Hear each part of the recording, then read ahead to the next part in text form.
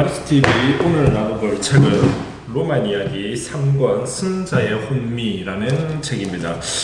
일단 책 내용 자체는 이제 직접 읽어보셔야 하기 때문에 사실 내용에 이제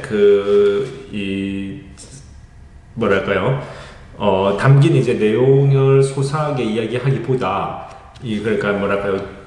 전체적으로 우선 말씀을 드리자면 이제 승자의 혼미라고 되어 있는데요. 여기서 이제 승자라고 하면 이제 어떤 외부의 적을 마주해서 외부의 적이 쳐들어오면 이제 전쟁을 하잖아요. 그래서 이제 전쟁을 하고 나면은, 즉 다시 말해서 외부의 적을 물리치고 나면은, 그러면 이제 승자가 되는데, 그렇게 이제 외부의 적을 힘들게 다 물리쳐서 승자가 된 이후에 이제 로마가 이제 외부의 적을 물리치고 나서 이제 다 승자가 된 이후에는 이제 편안해야 되는데, 이제 외부의 적을 물리치고 나면 항상 문제가 내부에서 터진다. 그래서 이제 승자의 혼미. 그래서 전쟁이 끝난 이후에 내부에서 이제 정치투쟁이 본격적으로 진행이 되고, 그 정치투쟁이 이제 전쟁 못지않은 어떤 죽음과 어떤 이 피를 불러오는 그러한 부분들의 어떤 역사, 그러한 시기, 그러한 부분이 이제 적혀있는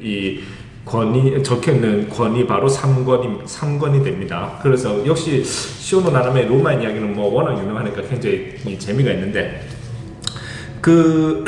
이제 이런 류의 역사들을 보게 되면 역시 인간은 정말로 피를 좋아하는구나.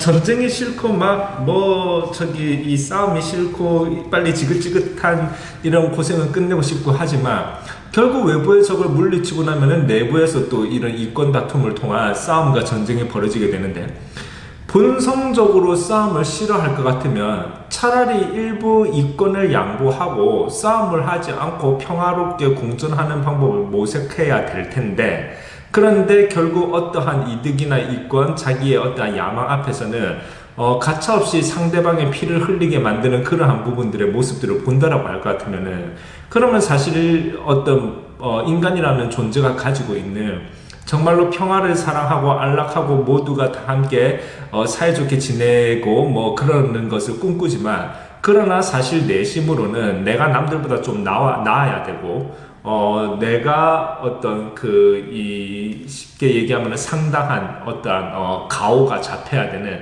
그러한 사람이 되어야 한다라는 그러한 생각들을 인간이 가진 본성일 수밖에 없고, 그렇게 되기 때문에 우리는 영웅 이런 거에 불리기를 좋아하고 또 영웅담을 좋아하고, 그러다 보니까 그러한 어떠한 이 인간의 어떠한 영웅 애호가 이렇게 되어버리니까 이 상대방의 피를 불러오는 부분들에 있어서 상당히 거침없이 나의 가오를 위해서 너의 어떠한 피는 기꺼이 소비될 만한 가치가 있는 희생이다 라고 하면서 희생을 치르게 만드는 그러한 부분들이 역시 이제 우리 인간이구나 하는 그러한 생각들을 하지 않을 수 없는 것 같습니다. 여기에서 몇 개 발췌를 했는데, 사실 발췌가 아까 말씀드렸듯이 이 책의 세부적인 내용들은 직접 이제 읽어보시기를 권하고, 발췌는 그냥 그것과는 관련 없이 읽다가 재밌는 부분들, 어떠한 재밌는 문장이나 그런 재밌는 포인트를 이제 발췌를 해봤어요, 요번에. 자, 그러니까 일단 이런 거예요. 처음에 이제 프롤로그에는 한니발 해놓고 리비우스의 로마사에서 이렇게 돼 있는데요. 한니발이 했던 얘기인 것 같은데, 이런 말을 했습니다. 강대국이라 할지라도 언제까지나 계속 평화로울 수는 없다. 국외에는 적이 없다 해도 국내에 적을 갖게 되기 때문이다. 외부의 적이 접근하지 못하는 건강한 육체라도 그 육체의 성장을 따라가지 못해 생기는 내장 질환에 시달리는 경우가 있는 것과 마찬가지다. 이렇게 이제 함으로써 한니발은 이제 한때 로마를 상당히 위협했던 그러한 인물이죠. 어찌되었건 지금 문장을 보면 아까 이야기했듯이 이제 외부적 우환이 끝나고 났을 경우에는 진짜 이 내부적, 그러니까 이제 제국이 이제 확립되어졌다라고 해도 그 내부에서는 또 한 번 이제 아까 말씀드렸듯이 상당한 이제 어떠한 피를 부르는 정치투쟁이 있다라는 부분들을 이제 잘 지적하고 있는 것 같은데요. 그 다음에 또 제가 발췌한 또 재밌는 부분이 이 부분입니다. 마리우스는 지금 여기 이 3권을 보면은 지금 목차에 그라쿠스 형제의 시대, 마리우스와 술라의 시대, 폼페이우스의 시대 해가지고 굉장히 걸출한 인물들을 중심으로 해서 이제 기술이 되어 있어요. 그라쿠스 형제, 마리우스, 술라, 폼페이우스 다 이 책에서 상당히 이제 읽어볼 만한 그런 이 뭐랄까요? 이 저기 우리가 한번 주목해 볼 만한 삶을 살았던 사람들의 이름들이 나와 있고요. 폼페우스 시대에서의 폼페우스라는 인물은 정말로 로마 하면 떠오를 만한 대표적인 이름 중에 하나죠. 로마 거의 뭐 최고의 영웅이 될 뻔했다라고 생각해도 과언이 아닐 정도의 어떤 이 영웅적 행보를 보여주고 있는데, 이제 최고의 영웅이 못된 데에는 그 이후에 나온 아무래도 줄리어스 시저라고 하죠. 줄리어스 시저라고도 하고 혹은 뭐 가이우스 율리우스 카이사르라고도 하는데, 어쨌든 우리는 뭐 시저라고도 부르고 카이사르라고도 부르고 뭐 캐사르라고도 부르고 하는데, 어쨌든 줄리어스 시저가 워낙 그러니까 폼페이우스가 A 플러스급의 영웅이라고 쳤을 때 줄리어스 시저는 A 플러스 플러스라고 해야 될 정도의 그런 인물이 되다 보니까, 그러니까 이제 로마 하면은 이제 줄리어스 시저를 제일 먼저 떠오르게 되는데, 근데 이제 여기 있는 폼페이우스라든가 이러한 인물도 사실은 상당히 이제 익숙한 이름이죠. 자, 근데 거기에서 이제 마리우스에 대한 어떤 부분인데요. 자, 마리우스는 비록 보잘것없는 집안에서 태어났지만 야심만만한 지방 출신의 젊은이답게 군인의 길을 지망했다. 전쟁터야말로 진정한 실력의 세계이기 때문이다. 보통 로마 시민과는 달리 이름을 두 개밖에 갖지 않은 마리우스의 경력도 군단에서 시작되었다. 그러니까 이게 뭔 말이냐면, 로마인들은 보통 이제 웬만하면 이름을 세 개를 갖는데, 마리우스 그러니까 이제 출신이 이른바 이때 당시에는 천했기 때문에 마리우스가 이름을 두 개밖에 갖지 못했다, 뭐 그러한 이야기가 되는데요. 그렇다 보니까 이제 자신의 능력을 인정받기 위해서는 우리는 예를 들어서 실력주의가 있고 소위 이른바 연공서열이라는 것이 있지 않습니까? 연공서열은 좀 안정적이죠. 나이가 차야 뭐가 될 수 있고 기존의 어떠한 질서대로 가니까요. 근데 반대로 이제 실력주의는 굉장히 역동적이고 한데 이제 좀 불안정하죠. 그리고 계속 혼란이 끊임없이 이어지고요. 이 두 가지 성격의 어떠한 이 이념을 척철히 잘 활용해야 되는데, 국가 행정을 운영하는 데 있어서요. 마리우스라는 인물처럼 보잘것없는 집안에서 태어났을 경우에는 자기가 올라가기 위해서는 연공서열의 어떠한 흐름을 가버리면 못 가죠. 그러니까 이제 자신의 실력을 확실하게 증명할 수 있는 전쟁터, 그 전쟁터에 나갈 수 있는 군인을 자기 출세의 수단으로 선택한 그런 인물이라는 것을 알 수 있죠. 일례로 이제 또 예를 들어서 우리가 흔히 읽는 이제 삼국지를 보면은, 사실 조조라는 인물이 원소와 관도대전을 통해서 상당히 조조 세력보다 더 강성했던, 사실 거의 가장 강했다라고 해도 과언이 아닐 정도의 원소 세력을 조조가 관도대전에서 물리치게 되죠. 물리치는 이야기들, 과정들이 굉장히 재미난 이야기들이 많이 있는데요. 어쨌든 관도대전을 통해서 사실은 이미 그때 당시에 거의 삼국 정립은 조조가 이미 거의 다 이 형태는 다 이 삼국 통일의 기반이 될 만한 형태는 이루었다라고 이제 사실은 이제 말을 해도 과언이 아닌데, 근데 이제 그때 당시에 이제 이 제갈공명이라는 인물이 사실은 이제 유비의 삼고초류에 의해서 이제 이 유비를 도와주는 그러한 이야기들이 나오고는 있으나, 사실 만약에 그때 당시에 그 질서적 상황에서 전쟁을 빨리 끝내고 싶었다라고 할 것 같으면은 제갈공명이 정말 그렇게 뛰어난 이른바 다방면의 천재잖아요. 어쨌든 삼국지 연의라는 책으로 기준을 해서 이제 이야기를 해보자면, 그런데 제갈공명이 조조가 아니라 유비를 따라 나섬으로써 오히려 그렇게 됨으로써 이제 유비는 이후에 어떠한 총나라를 세울 수 있는 어떠한 그러한 과정을 제갈공명과 함께 밟아 나가게 되는데요. 그런데 사실은 이미 조조가 관도대전으로서 거의 삼국의 어떠한 통일의 기반을 이루었다고 할 것 같으면은, 제갈공명은 사실은 그 뛰어난 재능을 조조를 도와줬구나 했다라고 할 것 같으면 더 빨리 오히려 전쟁을 끝낼 수도 있었겠죠. 근데 그 뛰어난 재능을 가지고 유비를 도와줌으로써 오히려 전쟁이 그 불필요하게 길어진 측면이 있다. 이러한 관점으로 접근을 할 수도 있을 텐데요. 그것도 사실은 보면은 제갈공명이 사실 조조 밑에 갔었다라고 할 것 같으면은 아까 말씀드렸던 조조는 이미 이제 상당한 조직이 이루어져 있었기 때문에 상당히 이제 연공서열이 있었다라고 봐야 되겠죠. 그러니까 제갈공명 본인으로서 본인이 최고의 자리에 올라가기에는 조조 밑에 뭐 책사가 뭐 워낙 많지 않습니까? 특히 이제 순욱이라던가 이런 사람들, 또 조금 일찍 죽지만 곽가라든가 이런 사람들은 이제 좀 일찍 죽게 되는데, 아무튼 뭐 워낙 이제 이 정욱, 뭐 순유 이런 사람들이 이제 조조 밑에 있었던 유명한 책사들이기 때문에 그러니까 이제 제갈공명으로서는 사실 뭐다 별 가진 것 없는 약간 이제 능력이 2% 부족해서 인덕은 후덕한데, 그러한 유비를 오히려 제갈공명이 도와줌으로써 자신의 어떤 능력치를 빨리 드러내고 더 빛나게 할 수 있는 그러한 수단으로서는 수단이 되는 인물로서는 조조보다는 유비가 나았다라는 것을 알 수 있죠. 뭐 약간 비슷한 맥락.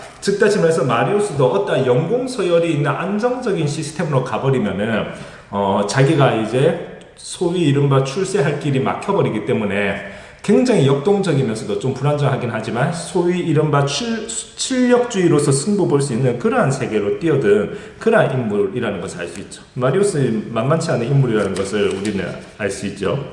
자, 그 다음에 또 다른 또 재미난 부분을 제가 발췌를 했는데요. 이것도 좀 재미난 것 같아요. 자, 한번 읽어보겠습니다. 크라수스는 원로원 의원이기도 하고 법무관 경험도 있고 나이도 43세였으니까 이듬해 집정관에 출마할 자격이 충분했다. 다만 그에게는 인망이 없었다. 그러니까 사람들한테 인기가 없었다, 그 얘기죠. 이른바 평민귀족에 속하는 집안에서 태어난 크라수스는 원로원 계급에 속한다. 하지만 농장 경영 이외에 원로원 계급에는 금지되어 있던 경제활동에도 해방노예나 노예의 명의를 빌려 폭넓게 관여하고 있었다.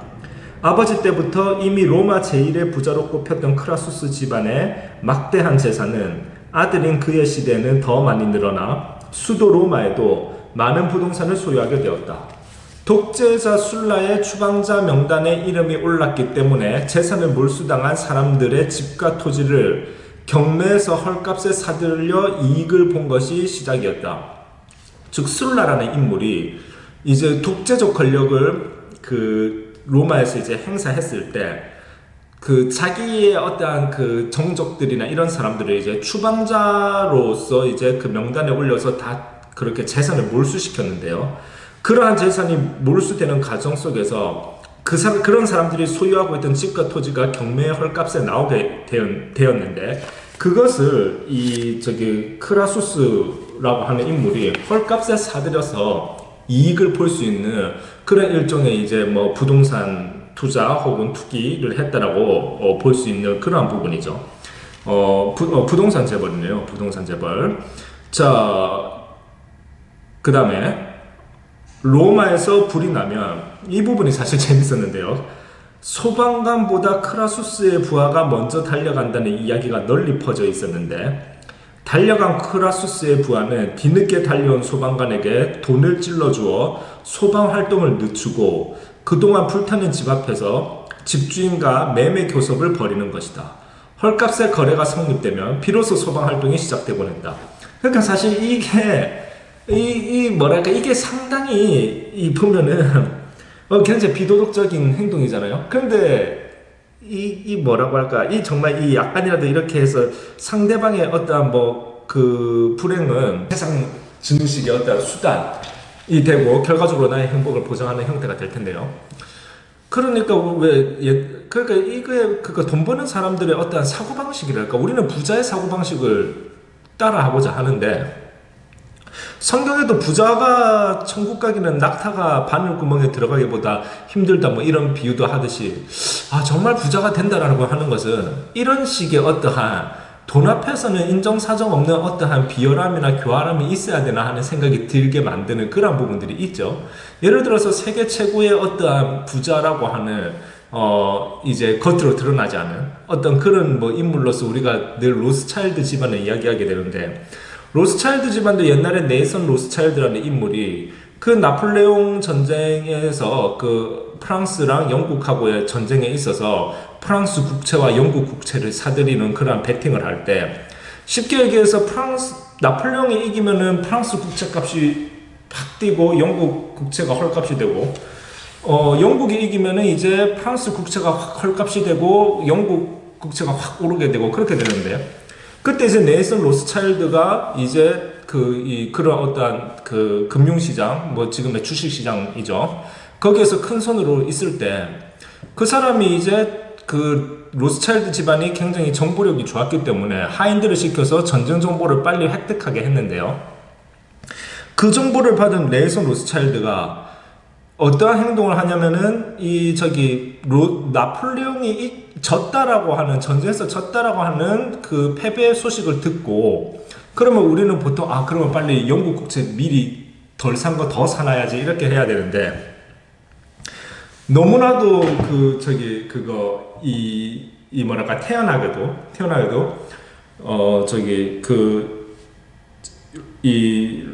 로스차일드 본인은 유명하잖아요. 그 네이선 로스차일드가. 그러니까 유명한 자기는 마치 프랑스 국채를 사고 이 영국 국채를 파는 듯한 그러한 모습을 사람들한테 보여줬고 그 다음에 그러니까 사람들이 갑자기 로스차일드가 미리 정보를 아니까 로스차일드가 프랑스 국채를 사고 영국 국채를 파는 걸 보고 전쟁에서 나폴레옹이 승리했나 보다 하면서 벌떼같이 프랑스 국채를 사는 쪽으로 이제 사람들이 몰려들었죠. 근데 사실은 네이선 로스차일드는 그것이 이제 페이크였고 자기 하인을 시켜서 그러면 사람들이 이제 영국 국채는 굉장히 헐값이 되고 프랑스 국채는 굉장히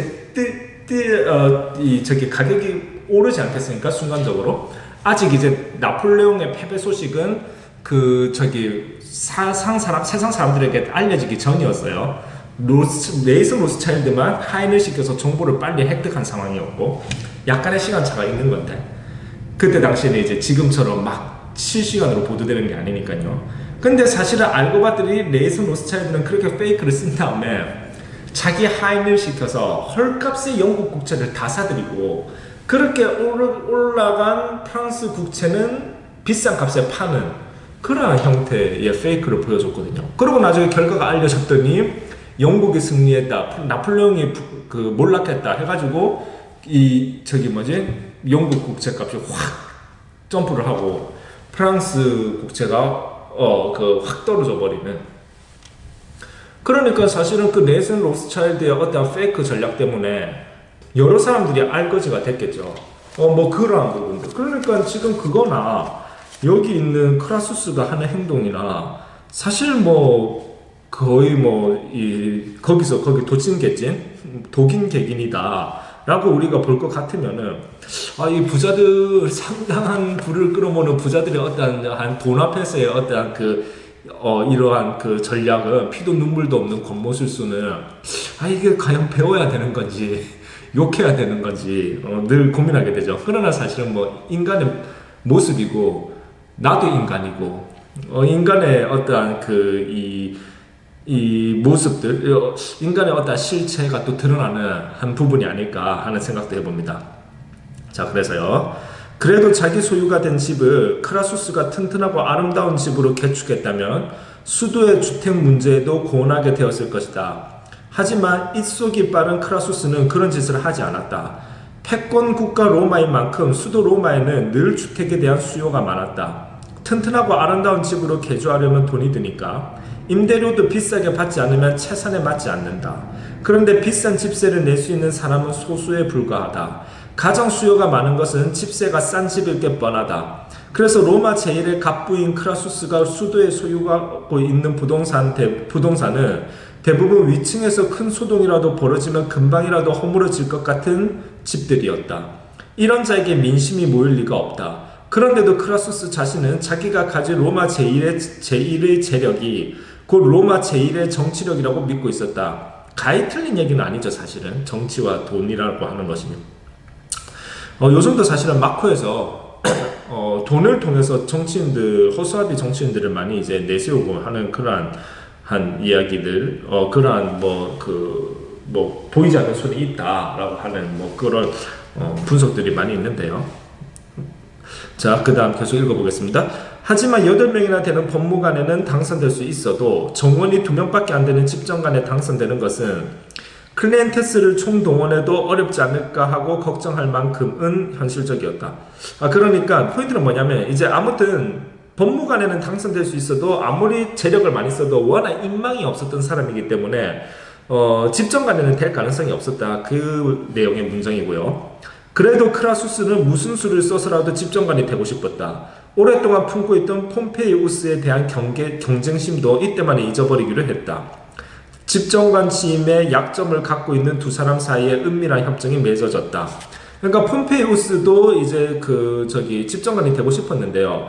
폼페이우스는 이게 집정관 되려면 무슨 나이랑 이러한 자격이 있어야 되는데 폼페이우스는 그때 당시에 이제 아직 그 자격이 안 되는 그래서 이제 집정관이 될 수는 없는 그러한 상황이었는데요. 근데 이제 폼페이우스도 집정관이 되고 싶었었고, 그래서 크라수스와 이렇게 서로 주고받기식, 그래서 서로 윈윈할 수 있는 방법을 찾았다라는 거죠. 크라수스는 나이가 되어서 이제 이때 집정관으로 합법적으로 나갈 수는 있었는데 인망이 없었기 때문에 쉽게 얘기해서 이제 인기 투표에서 떨어질 가능성이 높고, 폼페이우스는 이제 이 나이가 안 돼서 나갈 수가 없는데 인기는 많고 이런 거죠. 그래서 서로 이제 윈윈하는 방법을 위해서 서로가 이제 서로를 뭐 이용했다면 이용했고 서로 이제 주고받기 식으로 해서 목표를 이루었다. 그 부분에 대한 이야기인데요. 자, 그래서요. 그래서 원로원 의원이기도 한 크라수스는 원로원에 대한 물밑 교섭을 펴서 폼페이우스가 집정관에 출마할 수 있도록 해주는 대신, 즉 폼페이우스가 이제 나이가 안 됐는데 이제 특혜가 생긴 거죠. 병사들로부터 신망이 높은 폼페이우스는 병사들의 표를 크라수스에게도 나누어 주기로 한 것이다. 그렇죠. 폼페이우스는 대신 이제 인기가 많았으니까 그 중에서 이제 자기 부하 병사들한테 크라수스 찍어라 라고 하면 크라수스가 될 수 있는 거죠.